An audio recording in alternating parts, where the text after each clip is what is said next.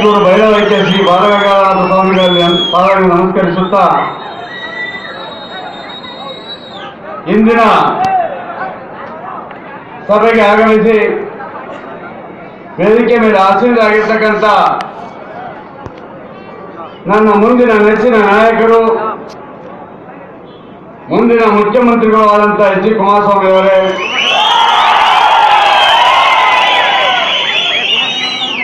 ಈ ಜಿಲ್ಲೆಯ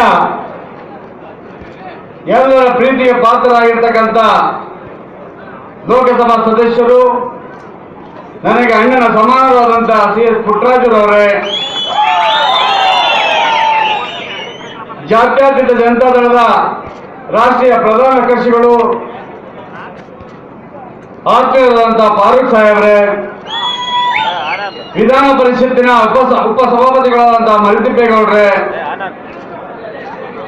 ವಿಧಾನ ಪರಿಷತ್ತಿನ ಸದಸ್ಯರುಗಳಾದ ಆತ್ಮೀಯರಾದಂಥ ಅಪ್ಪಾಜಿಗೌಡ್ರೆ, ಶ್ರೀಕಂಠೇಗೌಡ್ರೆ, ಈ ಕಾರ್ಯಕ್ರಮದ ರೂವಾರಿಯಾದಂತಹ ಸಹೋದರಿ ಡಾಕ್ಟರ್ ಲಕ್ಷ್ಮೀ ಅವರೇ,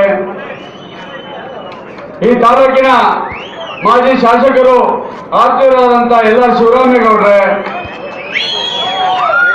ಈ ಪಕ್ಷದ ನಾಯಕರು ಶಾಸಕರಾದ ಸುರೇಶ್ ಬಾಬುರವರೇ, ಮಾಜಿ ಶಾಸಕರಾದ ಶ್ರೀನಿವಾಸರವರೇ, ಅನ್ನದಾನಿ ಅವರೇ, ನಮ್ಮ ಜಯರಾಮಣ್ಣವರ ಪತ್ನಿಯವರಾದಂಥ ಪ್ರಭಾವತಿ ಜಯರಾಮ್ ಅವರೇ, ಸಿದ್ದರಾಮೇಗೌಡ್ರೆ, ಈ ಜಿಲ್ಲೆಯ ಈ ಪಕ್ಷದ ಜಾತ್ಯತೀತ ಜನತಾ ಪಕ್ಷದ ಅಧ್ಯಕ್ಷರಾದಂಥ ಡಿ ರಮೇಶ್ ಅವರೇ,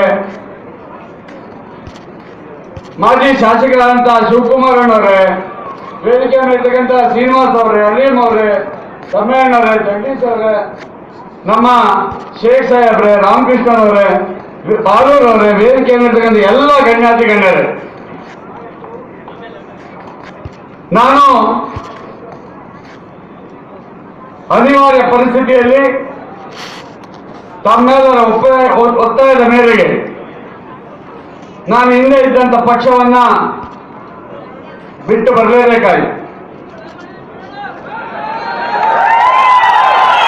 ಆದರೆ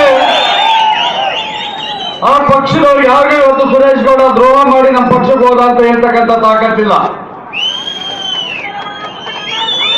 ಆ ಪಕ್ಷದ ನಾಯಕರಿಗಾಗಲಿ ಆ ಪಕ್ಷಕ್ಕಾಗಲಿ ನಾನು ಯಾವತ್ತೂ ದ್ರೋಹ ಮಾಡಲಿಲ್ಲ.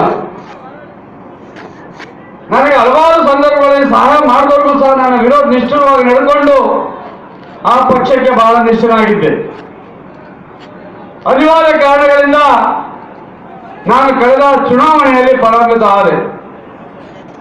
ಆದ್ರೆ ನಾನು ತಿಳ್ಕೊಂಡಿದ್ದೆ, ನಮ್ಮ ಪಕ್ಷ ಅಧಿಕಾರಕ್ಕೆ ಬಂತು, ನನಗೆ ಬಹಳ ಹತ್ತಿರದಲ್ಲಿ ಅಂತಕ್ಕಂಥ ಮುಖ್ಯಮಂತ್ರಿಗಳಿದ್ದಾರೆ, ಈ ಕ್ಷೇತ್ರಕ್ಕೆ ಏನಾದರೂ ಸಾಧಿಸಬಹುದು, ಏನಾದರೂ ಕೆಲಸಗಳನ್ನ ಮಾಡಬಹುದು ಅಂತಕ್ಕಂಥ ಬಹಳ ಆಸೆಯ ನಿರೀಕ್ಷೆಯನ್ನು ಇಟ್ಕೊಂಡು ಆ ಪಕ್ಷದಲ್ಲಿ ಸಂಘಟನೆಯನ್ನು ಮಾಡ್ತಾ ಇದ್ದೆ. ನಾನು ಗೆದ್ದಂತ ಸಂದರ್ಭದಲ್ಲಿ ನಾನು ವಿರೋಧ ಪಕ್ಷದಲ್ಲಿದ್ದೆ. ಆ ಸಂದರ್ಭದಲ್ಲಿ ಹಲವಾರು ನಾಯಕರುಗಳು, ನೀನು ಶಾಸಕನಾಗಿ ಪ್ರಮಾಣವನ್ನ ತೆಗೆದುಬೇಡ, ನೀವು ನೇರವಾಗಿ ಮಂತ್ರಿಯಾಗಿ ಪ್ರಮಾಣವನ್ನ ತೆಗೆದುಕೊಳ್ತಕ್ಕಂಥ ಕೆಲಸವನ್ನ ಮಾಡ್ತೇವೆ, ನೀನು ನಮ್ಮ ಪಕ್ಷಕ್ಕೆ ಬರ್ತಕ್ಕಂಥದ್ದು ಧೈರ್ಯ ಮಾಡುವಂತಕ್ಕಂಥದ್ದು ಮಾತನ್ನ ಹೇಳಿದ್ರು. ಇವತ್ತು ಅಪ್ಪಾಜಿಯವರು ವೇದಿಕೆ ಮೇಲಿದ್ದಾರೆ, ಅವರು ಅವತ್ತು ಬಿಜೆಪಿ ಪಕ್ಷದಲ್ಲಿದ್ರು, ಅವ್ರಿಗೂ ಸಹ ನಾನು ಮನೆ ಕಳಿಸಿದ್ರು. ಅವತ್ತು ಒಂದೇ ಒಂದು ಮಾತನ್ನು ಹೇಳಿದೆ, KR ಪೇಟೆಯಲ್ಲಿ ಒಂದು ಭಾಷಣ ಮಾಡಿದ್ದೇನೆ, ನಾನು ಸಿದ್ದರಾಮಯ್ಯನವರು ಮುಖ್ಯಮಂತ್ರಿ ಆಗುವವರಿಗೆ ಯಾವುದೇ ಕಾರಣಕ್ಕೂ ದ್ರೋಹ ಮಾಡಿ ಯಾವ ಇಷ್ಟ ನೀವು ನಾನು ಕೊಟ್ಟು ಯಾವುದೇ ಅಧಿಕಾರ ಕೊಟ್ಟು ಅವರು ಬಿಟ್ಟು ಬರೋದಿಲ್ಲ ಅಂತಕ್ಕಂಥ ಮಾತನ್ನು ಆ ಸಂದರ್ಭದಲ್ಲಿ ಹೇಳಿದೆ. ಅದೇ ರೀತಿ ಆ ಪಕ್ಷಕ್ಕೆ ಅವರಿಗೆ ನಿಷ್ಠರಾಗಿ ನಿಂತು ಅವರು ಮುಖ್ಯಮಂತ್ರಿ ಆಗ ಕೊನೆಗಳಿಗೂ ಅವರು ಸಹ ಅವರಿಗೆ ಹೆಗಲಿಗೆ ಕೊಟ್ಟು ದುಡ್ಡಂತ ನಾವೆಲ್ಲ. ಆದ್ರೆ ಸರ್ಕಾರ ಬಂದ ತಕ್ಷಣ ಒಂದು 2-3 ತಿಂಗಳು ಮಾತ್ರ ಸಂಬಂಧ ಬಹಳ ಚೆನ್ನಾಗಿತ್ತು. 3 ತಿಂಗಳಲ್ಲಿ ಪ್ರವೇಶ ಆಯಿತು, ಮನೆಮುರುಕರ ಪ್ರವೇಶ. ನನಗೆ ಹೇಳಿದ್ರು ಅಲ್ಪಸಂಖ್ಯಾತರು ಒಗ್ಗೂಡಿಸ್ಕೊಳ್ಳೋಕ್ಕೆ ಜಮೀನೇನೋ ಮಾತಾಡ್ತಾ ಇದ್ದೀವಿ ಅಂದ್ರು. ನಾನು ಅವ್ರ ಹೇಳಲ್ಲಿ ಈ ಯಾವ ಹೋಗ್ತದೆ ಅಂತ ನನಗೆ ಗೊತ್ತಿರಲಿಲ್ಲ. ಅದಾದ ನಂತರ ಬಹುತೇಕ ಒಂದು ಪಕ್ಷದ ನಿಷ್ಠಾವಂತ ಕಾರ್ಯಕರ್ತನಿಗೆ ಆ ಪಕ್ಷ ಅಧಿಕಾರಕ್ಕೆ ಕೊಡಬೇಕು ಅಂತ ಕಷ್ಟಪಟ್ಟಂತವನಿಗೆ ಕೊಟ್ಟಂತ ಕಷ್ಟ ನನ್ನ ಶತ್ರುಗಳು ಕೊಡಬೇಡಿ ಅಂತ ಅವ್ರನ್ನ ಕೇಳ್ಕೊಳ್ತೀನಿ. ನಾನು ಆ ಪಕ್ಷದವ್ರ ಮಾತಾಡಿದ್ರೆ ನನಗೆ ಜಾತ್ಯತೀತ ಜನತಾದಳದಲ್ಲಾಗಲಿ ಬೇರೆ ಪಕ್ಷದಾಗಲಿ ಯಾರು ಶತ್ರುಗಳಿಲ್ಲ. ನನ್ನಿಂದ ಸಹಾಯ ಪಡ್ಕೊಂಡು ನನ್ನ ಮೇಲೆ ದ್ವೇಷ ಸೇರಿಸಿದಂತ ಕೆಲಸ ಮಾಡ್ತಕ್ಕಂಥ ಚಲುವರಾಯ ಸ್ವಾಮಿಯ ವಿರುದ್ಧ ಮಾತ್ರ ನನ್ನ ಹೋರಾಟ. ನಾನು ರಾಜಕಾರಣಕ್ಕೆ ಬಂದಿದ್ದೆ ಚಲುವರಾಯ ಸ್ವಾಮಿಯನ್ನ ಮಣಿಸ್ಲಿಕ್ಕೆ. ನೀವು ಯಾವತ್ತು ಆ ವ್ಯಕ್ತಿಯನ್ನ ಪಕ್ಷಕ್ಕೆ ಸೇರಿಸ್ಕೊಳ್ತೀರೋ ಆ ಕ್ಷಣದಲ್ಲಿ ನಾನು ಪಕ್ಷದಿಂದ ಆಚೆಗೆ ಹೋಗ್ತೀನಿ ಅಂತಕ್ಕಂಥದ್ದು ಘಂಟಾಘೋಷವಾಗಿ ಹೇಳಿದ್ದೆ. ನಾನು ಆ ಮಾತನ್ನ ಹೇಳಿದ ಸಂದರ್ಭದಿಂದ ನನಗೆ ಶುರುವಾಯಿತು. ನಿಮಗೆ ಗೊತ್ತಿಲ್ವೋ ನನ್ನ ಮೇಲೆ ಇದುವರೆಗೆ 20 ಕೇಸ್ ಹಾಕಿದೆ. ನನಗೇನು ಭಯ ಇಲ್ಲ. ಇದನ್ನ ಕುಮಾರಣ್ಣವರು ಮುಖ್ಯಮಂತ್ರಿ ಆಗಿದ್ದಾಗೂ ಸಹ ಇದೇ ಪುಣ್ಯಾತ್ಮ ಚಲುವರಾಯ ಇದೇ ಕೇಸ್ಗಳು ಹಾಕಿದ್ರು. ಆ ಸಂದರ್ಭದಲ್ಲಿ ನನ್ನ ನೆರವು ಬಂದರು ಒಬ್ಬನೇ ಒಬ್ಬ ವ್ಯಕ್ತಿ CS ಪುಟ್ಟರಾಜಣ್ಣ. ಆದ್ರೂ ಅವರು ಚುನಾವಣೆ ನಿಂತ ಸಂದರ್ಭದಲ್ಲಿ ನಾನು ಪಕ್ಷಕ್ಕೆ ದ್ರೋಹ ಮಾಡಲಿಲ್ಲ. ಈ ಕ್ಷೇತ್ರದಲ್ಲಿ 2 ಲೋಕಸಭಾ ಚುನಾವಣೆಯಲ್ಲಿ ಲೀಡರ್ ಕೊಟ್ಟಂತ ಕೆಲಸ ಮಾಡಿದೆ. ಇವತ್ತು ಬಹಳ ತೊಂದರೆಯನ್ನು ಕೊಡ್ಲಿ. ರಾಜಕಾರಣಕ್ಕೆ ಬಂದಂತ ಸಂದರ್ಭದಲ್ಲಿ ಎಷ್ಟೇ ತೊಂದರೆ ಕೊಟ್ಟರು ಸಹ ತಡ್ಕೊಳ್ತಕ್ಕಂಥ ಶಕ್ತಿ ಇಲ್ಲ ಅಂದ್ರೆ ರಾಜಕಾರಣಕ್ಕೆ ಬರಬಾರದು. ನಾನೇನು ಎದೆಗೊಂದಿಲ್ಲ.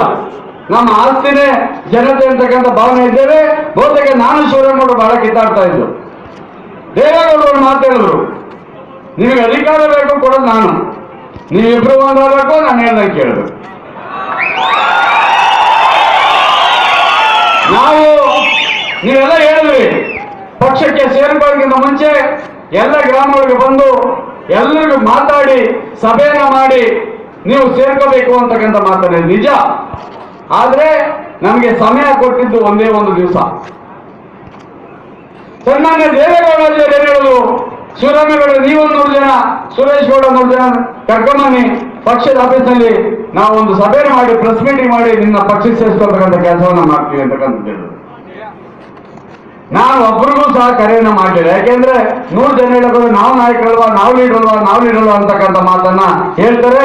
ನಾವು ಮುಂದೆ ಹೋಗಿ ಹೇಳ್ಕೋಬಹುದು ಅನ್ನೋ ಸಂದರ್ಭದಲ್ಲಿ ನಾವು ಹತಾಶರು ಆಗಿದೆ. ಆದ್ರೆ ಇವತ್ತು ನಿಮ್ಮ ಮಂದಿರದಲ್ಲಿ ಇರ್ಬೋದು, ನಮ್ಮನ್ನ ಕೇಳಿ ಇವರು ಬಿಟ್ಟು ಹೋಗಿದ್ರು ಅಂತ ಆ ಭಾವನೆ ಬೇಡ.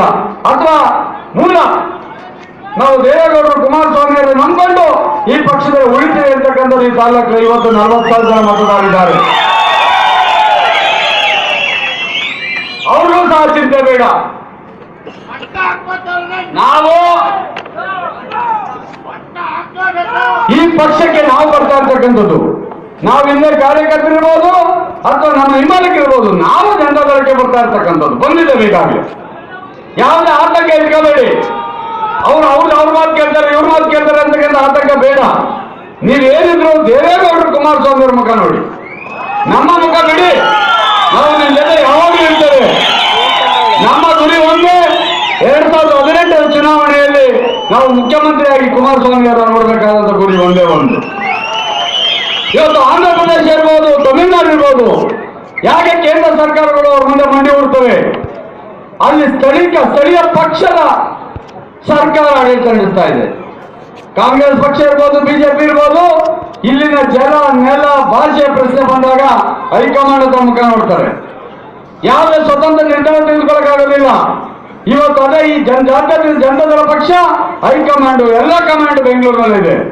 ಇದು ರೈತರ ಪರವಾಗಿ, ಕನ್ನಡಿಗರ ಪರವಾಗಿ ಯಾವುದೇ ನಿರ್ಧಾರ ತೆಗೆದುಕೊಳ್ತಕ್ಕಂಥ ಶಕ್ತಿ ಕುಮಾರಣ್ಣವರಿಗಿದೆ. ತಾವೆಲ್ಲ ಸಹಕಾರವನ್ನು ಕೊಡಬೇಕು ಅಂತಕ್ಕಂಥ ಮಾತನ್ನ ಈ ಸಂದರ್ಭದಲ್ಲಿ ಹೇಳ್ತಾ ಹಲವಾರು ಊಹಾಪೋಹಗಳನ್ನ ಮಾಡ್ತಾರೆ. ಸತ್ಯ ನಮಗೆ ಗೊತ್ತಿರ್ತದೆ. ನೀವು ಆತಂಕ ಬೇಡಕ್ಕೆ ಹೋಗಲು ಅವಶ್ಯಕತೆ ಇಲ್ಲ. ಇವತ್ತು ಸೂಕ್ತ ನಿರ್ಧಾರವನ್ನ ಸನ್ಮಾನ್ಯ ದೇವೇಗೌಡರು ಕುಮಾರಸ್ವಾಮಿ ಅವರು ತೆಗೆದುಕೊಂಡ ಕೆಲಸವನ್ನ ಮಾಡ್ತಾರೆ. ಇವತ್ತು ಹಲವಾರು ಗೊಂದಲಗಳನ್ನ ಹುಟ್ಟಿಸ್ತಕ್ಕಂಥ ಕೆಲಸವನ್ನ ಮಾಡ್ತಾರೆ. ಇವತ್ತು ಪಾಪ ನಮ್ಮ ಜಿಲ್ಲಾ ಪಂಚಾಯತಿ ಮೆಂಬರು ಕುಮಾರಣ್ಣವರ ಅಭಿಮಾನಿಗಳು, ನಾನು ಈ ಪಕ್ಷದಿಂದ ಗೆದ್ದಿದ್ದೇನೆ, ಈ ಪಕ್ಷದಲ್ಲಿ ಉಳಿತೀವಿ ಅಂತಕ್ಕಂಥ 2 ಜಿಲ್ಲಾ ಪಂಚಾಯತಿ ಮೆಂಬರ್ಗಳು ಬಂದಿದ್ದಾರೆ. ಆದ್ರೆ ಈ ತಾಲೂಕಿನಲ್ಲಿ ಬಹಳ ಬುದ್ಧಿವಂತ ಪತ್ರಕರ್ತರು 1 ಜನ ಇದ್ದಾರೆ. ಅವರು ಮಧ್ಯ ಒಂದು ಸೇರಿಸ್ತಾರೆ, ಎಲ್ಲಾದ್ರೂ ಏನಾದ್ರೂ ಒಳಕನ್ನ ಹುಟ್ಟಿಸ್ತಕ್ಕಂಥ ಕೆಲಸವನ್ನ ಮಾಡ್ತಾರೆ.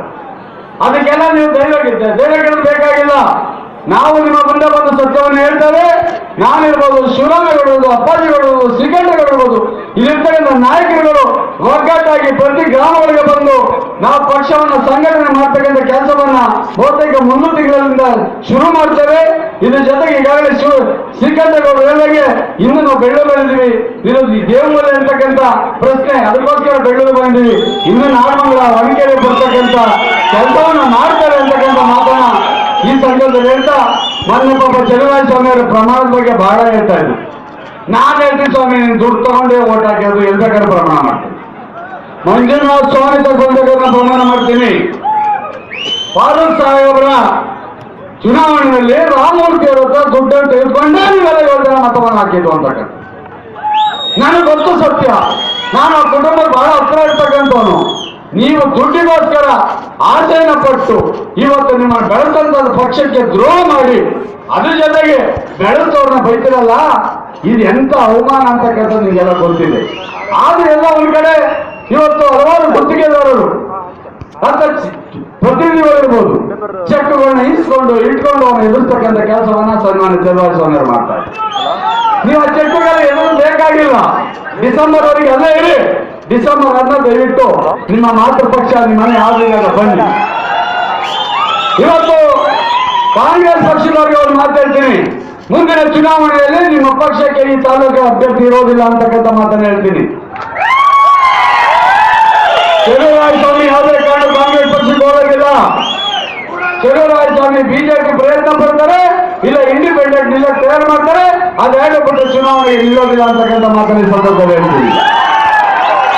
ಇವತ್ತು ಅವತ್ತು ಏನೋ ಬಹಳ ದುಡ್ಡನ್ನ ಮಾಡಿದೀರಿ, ದುಡ್ಡನ್ನ ಕೊಟ್ಟರೆ ಕಳೆದ ಬಾರಿ ಏನೋ ಗೆದ್ದೆ, ಈ ಬಾರಿನ ಗೆಲ್ಬಹುದು, ಅದು 4,000 ಆಗಲಿ ಒಂದು ಮತಕ್ಕೆ 5,000 ಆಗಲಿ ಅಂತಕ್ಕಂಥ ದುರಹಂಕಾರದ ಮಾತುಗಳನ್ನ ಕೇಳ್ತಾ ಇದ್ದೀವಿ. ತೆಗೆದುಕೊಳ್ಳಿ, ಆ ದುಡ್ಡೆಲ್ಲ ತೆಗೆದುಕೊಳ್ಳಿ.